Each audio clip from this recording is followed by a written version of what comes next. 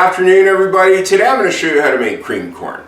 This is like home-style cream corn. This isn't like the canned stuff. It's got sugar in it and everything. It's really simple to make. I'm going to make two versions here. One is using cream and the other one's using butter, depending on what you've got and what your tastes are.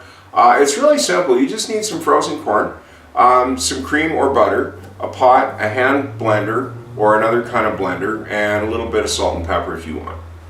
I'm going to be making two batches. I'll cook up like basically a whole pot of corn.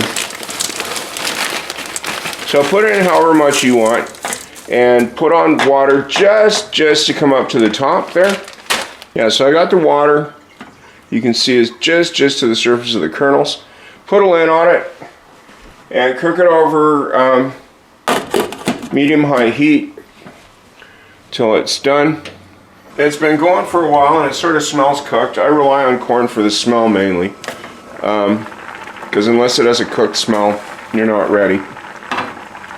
Yeah, and you can see there, it's starting to froth a little bit at the back, and there's little bits that are coming out, which is fine because considering you're making cream corn, you definitely do want this overcooked, all right? So for news cooks, this is great. You can't screw it up, you know? So I'm going to turn the heat off, and I'm going to drain this into two different bowls.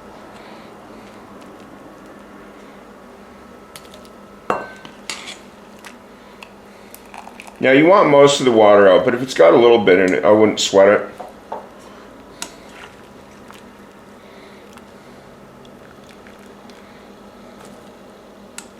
Now, so I'm just going to salt them lightly. Now, you know, if you're making this for family and kids, I'd skip the pepper because in my experience, kids generally don't appreciate black pepper. It's an acquired taste as an adult. Let's stick with the salt. Put some butter in the right one. Now, there's no fixed quantity of butter, you know. You can put less than this if you want. If you want it to come out, you do need a sufficient quantity or else it's just going to be too dry. Let that melt in there. For the cream, again, there's no fixed quantity. I've just got some I've just got some coffee cream half and half in here, and I'm just going to pour some, I guess probably around 1/4 of a cup on top of that.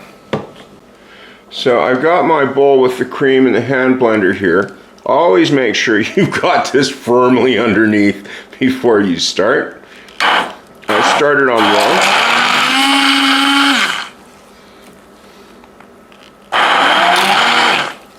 Yeah, just kind of work through it quick to get most of it mushed before you switch to high.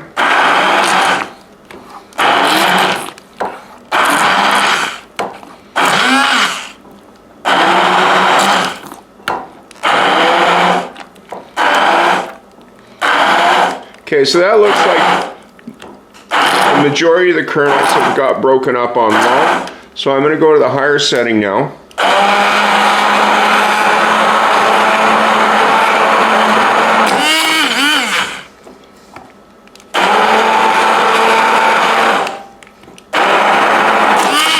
Oops.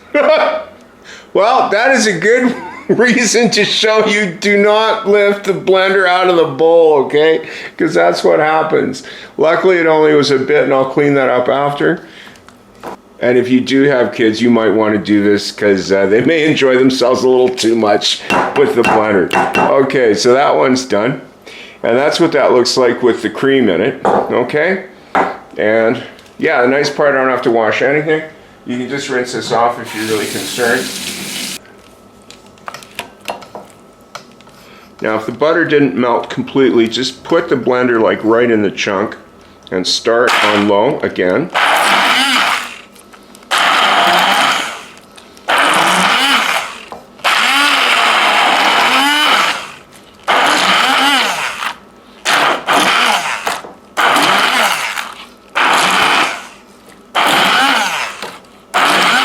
You'll notice the one with the butter takes a lot more work because there's not as much liquid in it.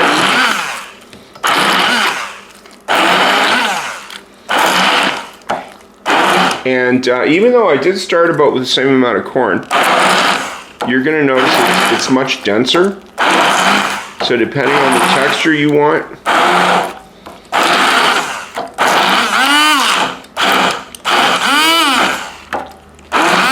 yeah, for the butter, it seems the low is working just fine. There's actually no need to use high speed for this. All you want to do is break up the kernels.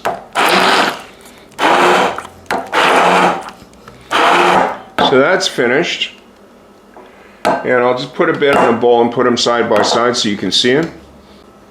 So here's the two varieties of cream corn side by side. The one on the left is the butter, and you'll notice it's got a much denser texture. And the one on the right is the one that's made with a half and half cream. I personally prefer this one. The reason I showed both is sometimes you won't have cream, and if you're in a pinch and all you've got is butter, you can still make it.